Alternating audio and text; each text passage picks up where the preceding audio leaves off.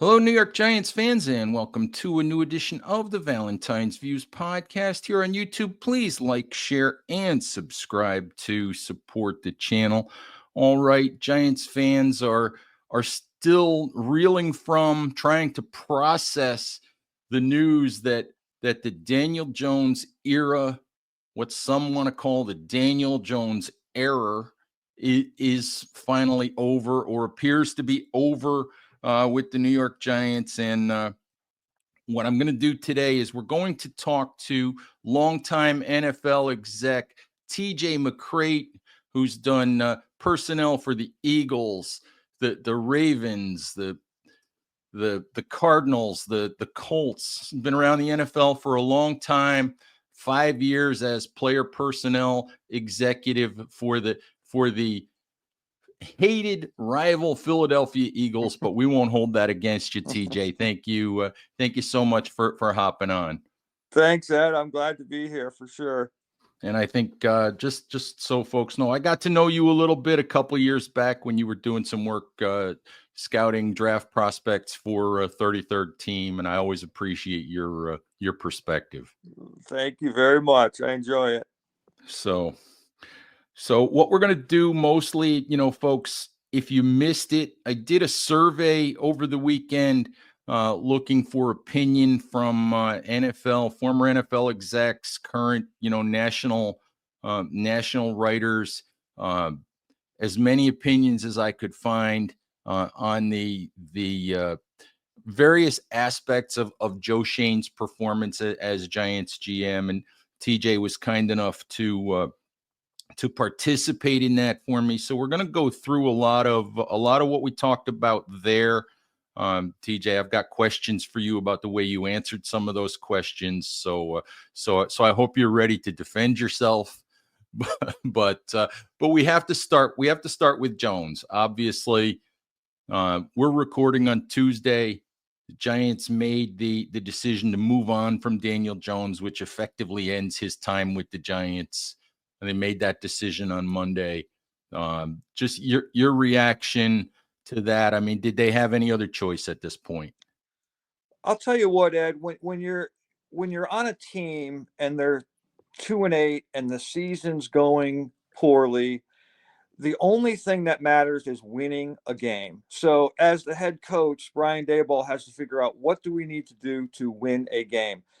And clearly, they needed to shake some things up. The quarterback position is where the shaking happens. And he felt like Devito could give him that spark to win a game because that's all that matters. The head coach isn't worried about draft picks or anything else. They just have to get a victory because, as we know in this league, when you win a game, things change. Everyone's happier, the owner, the GM, the fans. They just have to win a game. And I think that was why he made this decision this week.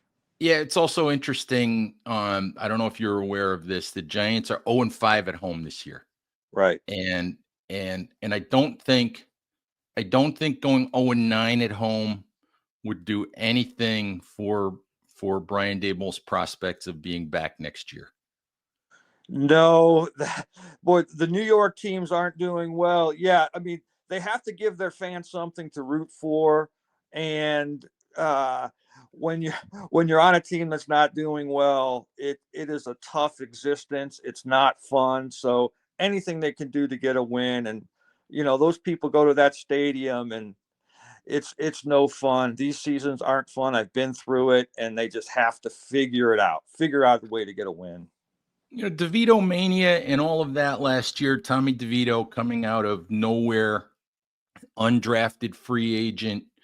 Being a local New Jersey high school legend. Um, are the Giants kind of throwing the fan base a bone here? Perhaps a little bit. There's something about DeVito. We through the draft process, we always talk about height, weight, speed, arm strength, all those things, and they matter. They matter big. But when it's the middle of November, if you have someone who's gritty and who's tough and who can just do something different to make a play to spark the team, that could go a long way. And we saw a little bit of that in the past with this player. And if you could just capture a little bit this year, it would be a big deal, not only for the fans, but for the players inside that locker room who are just fighting and scrapping every single day. So sometimes a little bit of a change makes a difference, and it does matter for sure. All right. Hey, let's talk a little bit about some of the questions that were in the survey, and when you're 2-8, when you're 8-19 over the last 2 years, things are obviously not going well, and not every decision you've made has been the right one. Um, a lot of people ask, when it comes to Daniel Jones, how did the Giants get here where it took 6 years to make this decision? And I tend to throw out the 3 years before Joe Schoen got there, for the simple reason that they can't be held accountable for those. But one of the things that I asked you was about Joe's decision-making process with Daniel Jones over the last 3 years. And you said, that the thing you questioned most was not grabbing a quarterback, in the 2024 draft. I mean, should they have should they have mortgaged even more to go get Drake May, or do you think they'll pay, for not just taking whoever they thought was the best quarterback left at 6? And there were still players there at 6 they could have picked. Just because there's that uncertainty, Ed, about the position. I mean, I know they paid Daniel. He has shown things before, and then the injury bug came, and that just kind of derailed everything. But you're sitting there this past year in the draft. There were quarterbacks available for them to pick, and even they could have put together some deals to move up to get one. That's something that could come back to haunt them.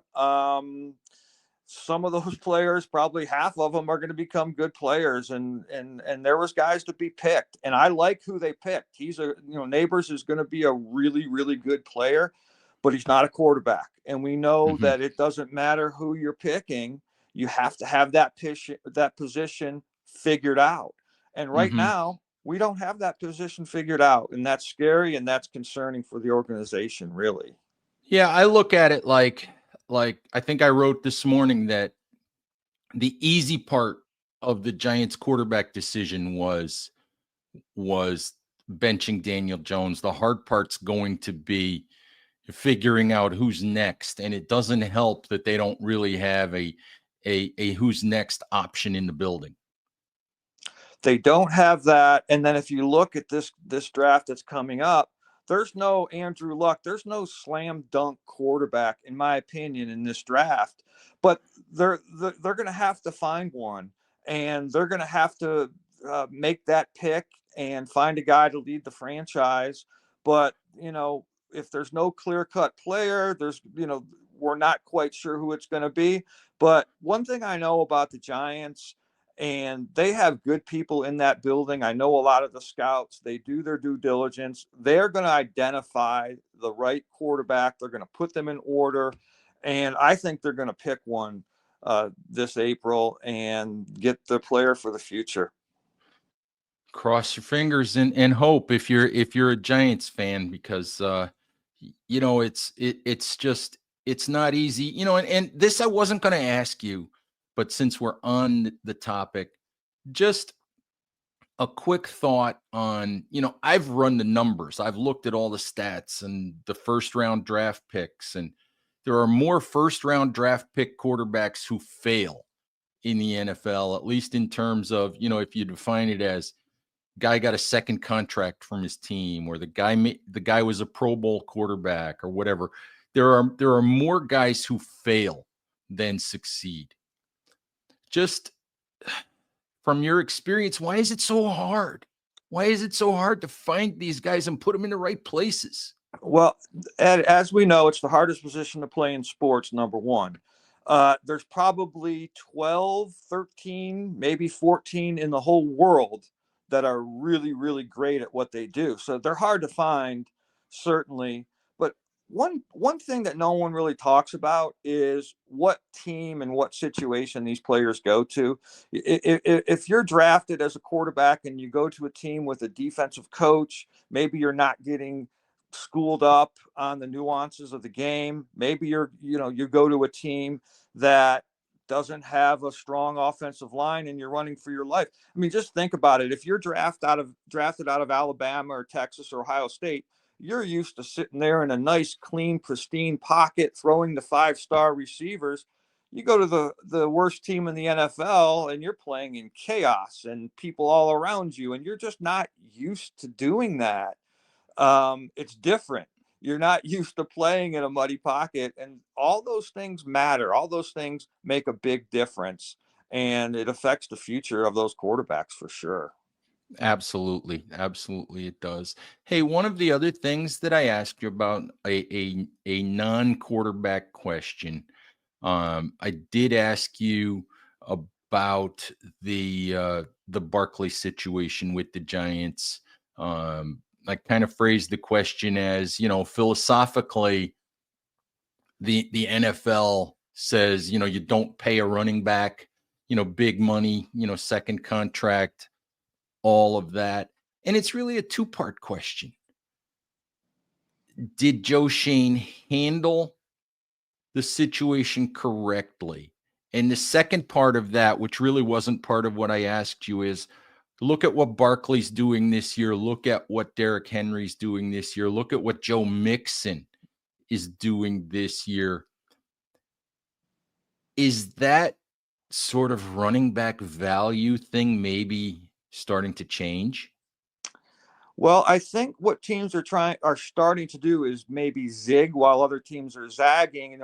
If you look at the way defenses are built, they're built to stop the passing game, and a lot of these linebackers are 218 pounds. The pass rushers are all meant to get to the quarterback.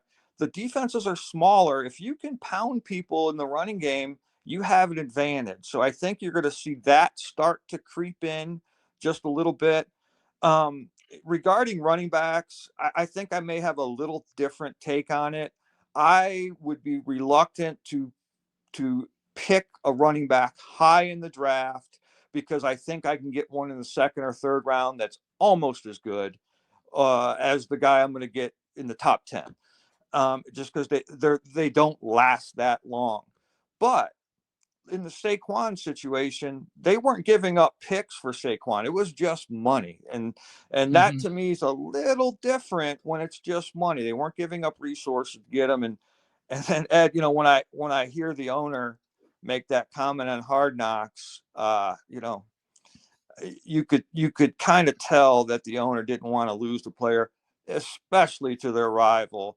So that would make me maybe give the player a little bit more to keep them if it were me. Yeah, it's hard to it's I hear people say all the time, and I get it. The Giants lost Saquon, they lost Xavier McKinney, and they may have done a good job replacing those players in the draft. In fact, I think they did with Tyrone Tracy and Tyler Nubin, but but you're still hemorrhaging talent when you're a bad team, and that's maybe not um, that's not a good way to get any better. No, I mean that's true. And the fact of the matter is, the team is not winning, and you are what your record says you are, as Bill Parcells said. And they have to regroup, and they have to figure out who they are. They have to figure out who's going to be their quarterback, and they have to draft good players, Hmm. and they have to draft difference-making players. And they have one in Neighbors, I think. But they have to find the quarterback. They have to figure out what they're doing there, and they have to identify the right guy in the draft for sure. Yeah, I think Joe said the other day that he feels like they're not far off, and this is something again that we didn't really talk about in the survey, but the NFL's a one score league, and is it fair to say that in a one score league, is it fair to say that the deciding factor in in a high percentage of those games, is it fair to say the deciding factor is quarterback play? No doubt, because there's going to be a point in the game where the quarterback's going to have to stand in the pocket and make a play. It's 3rd and 8 in the fourth quarter. You have to get a first down. You have to move the ball down the field.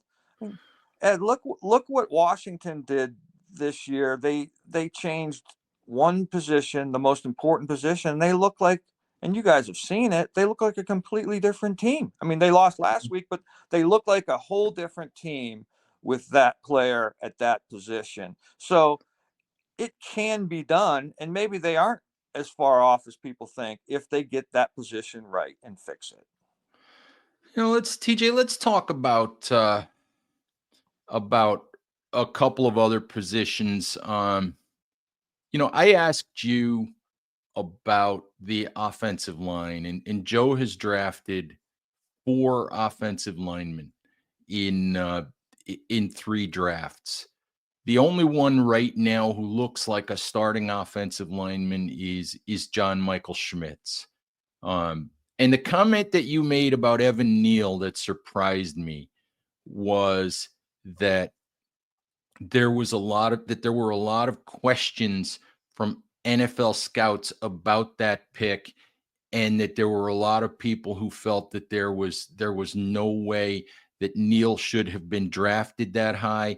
And that surprised me because most of what I've read, most of what I've heard, most of what people have told me is that they felt like it hasn't worked, but that Neal was drafted, pretty much where everybody expected him to be drafted. So I'm just curious where the difference in opinion comes from.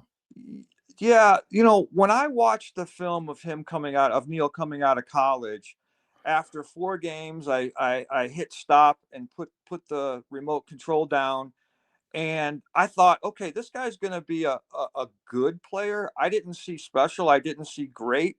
And then, I talked to some of my friends around the league because I knew he was highly regarded.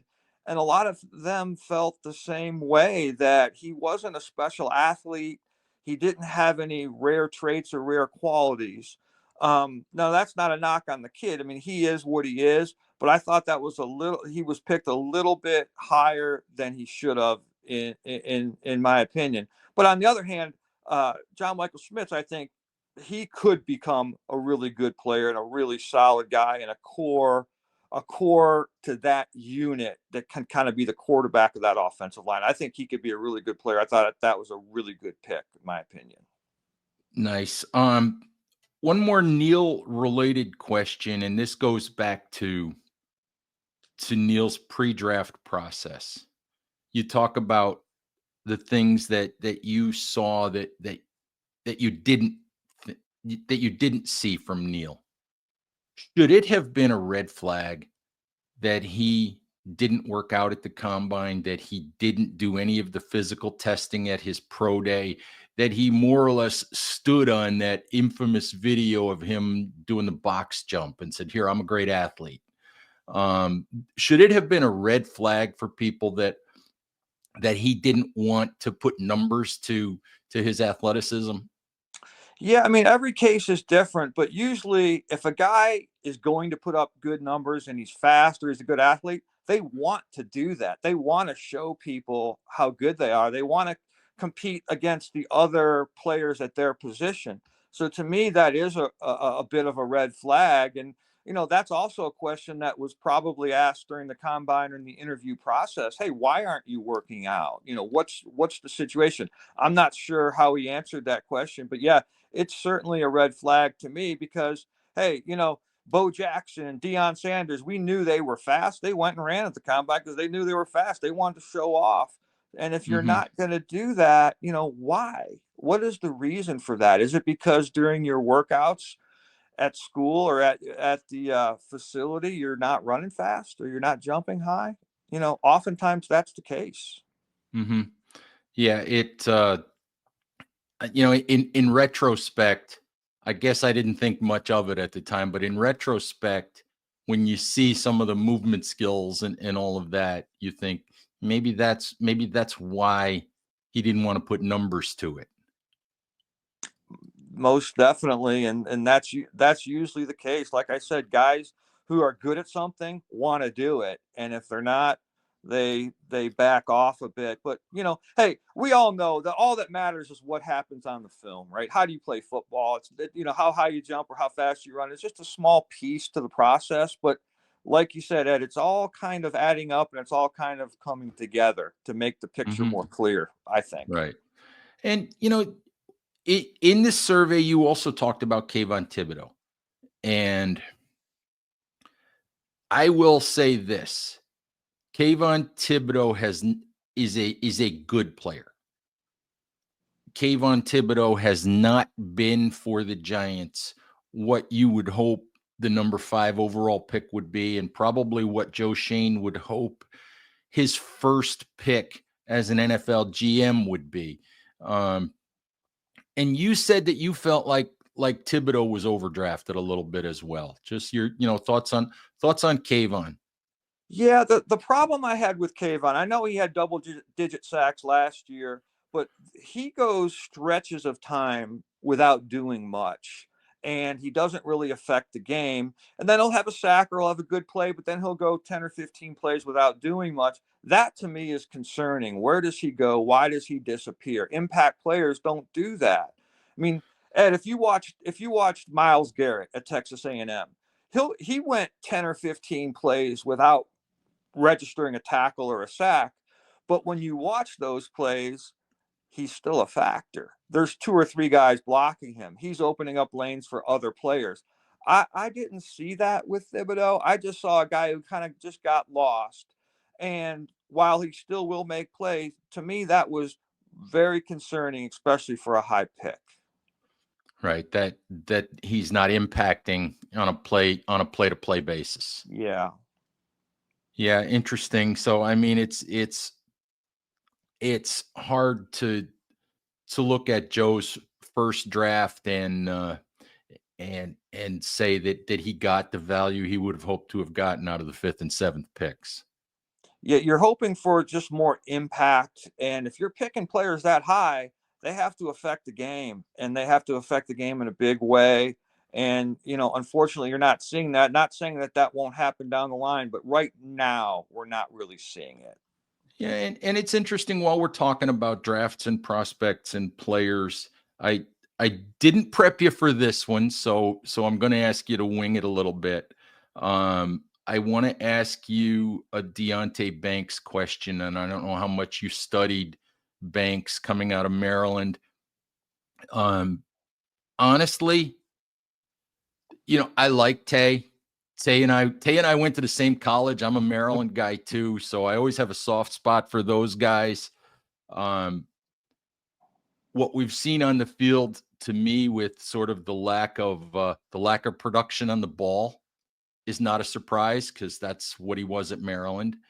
But did you see anything in his background, in his film, um, that would have led you to believe that some of the effort issues that have shown up this year, would have been there? Because I can't find anybody, who was concerned about that when he came out of Maryland. No, that wasn't a problem for me at all, and that's something that I would always, watch closely. I saw him at Maryland, run people down. I saw him on the backside of plays really hustle to get there. So to me, that wasn't something I was concerned about, and I'm not sure what's going on in that aspect of his game. That when you're talking about effort, you have to have a mindset, you have to be all in. And I thought that was the kind of player he was. So, no, there's nothing that showed me that coming out. I'm not sure why that's going on. When you see something like that, I mean, could it be something with his relationship with the team? Could it be something going on in his life? Could it be, could there's got to be a lot of factors maybe that we don't know about. Yeah, so when I would scout a player in college and they had effort issues, that would be a question I would ask the coach. I said, what's going on with this kid? Because a lot of time, you're not totally focused, you're zoned out. it could perhaps be something going on that's not even football related. We don't know why, but most coaches, I know Brian Daboll, they demand players to give maximum effort. It takes no talent to play really hard. It takes no, and I tell my kids that it takes no talent to try hard. So I'm not sure why that's happening, but hey, the expectations are high in this league. They get paid a lot of money. Effort shouldn't even be a question. We should play hard all the time. Absolutely. And TJ, the last part of my survey dealt with um we don't know what's going to happen with Joe Schoen and Brian Daboll and their job status and all of that. I know that John Mara has said again and again and again that he needs to have more patience maybe than he's had over the last decade or so. Um, but it seems like it's easier to say I need to have patience than to actually have patience. And the thing that I asked you was whether you thought Joe Schoen and maybe by extension Brian Daboll, despite the way the last year and a half has gone, are these guys who can still get this right for the Giants? I mean, is there reason in your view, to have patience with these guys despite how this year's going? Yeah, Ed, like I told you, I think we talked about it. I would definitely have patience with this regime. I think they're good football people. And I would tell Giants fans this. I have been around a lot of GMs, a lot of scouts, a lot of people. I would trust Joe Schoen and Brian Daboll to pick my next quarterback for the New York Football Giants, and I wouldn't think twice. So I hope that ownership gives them a chance and does have patience and allows them to see it through, allows them to trust the process, the draft process, and pick the right players, in particular the right quarterback. So yeah, I would definitely put my stamp on them, and I hope the Mara family gives them the time to do so. Oh, I think that TJ, I think that's well said, and I actually think that that is a perfect place for us to call it a wrap. Um, just if you want to, just let folks know where they can. I don't know how much time you're spending on social media these days. There's so many platforms out there nowadays, but if you want to let people know, where they can find you on social media, feel free. Sure, it's at NFLTJ25 on X. I'm not on there a whole bunch because I've been so busy doing other things, but yeah, they could find me there, and just on different interviews like this that I've been doing a lot of, and I try to talk about football because I love football so much, and it's fun for me to do so, and that's why I'll come on anytime, Ed. I enjoy it. All right. Well, I love having you, and maybe when we get closer to the draft, maybe we'll talk about some of those quarterbacks and some of those other possibilities. We'll get deeper into those guys. Yeah, when you start talking draft, let's talk again because I do all those players, and it'd be a lot of fun to discuss them for sure. Will do. All right, TJ. Thank you very very much, and Giants fans, thank you as always for listening. Please stay safe out there. Take care of each other, and we'll talk to you soon. Bye bye.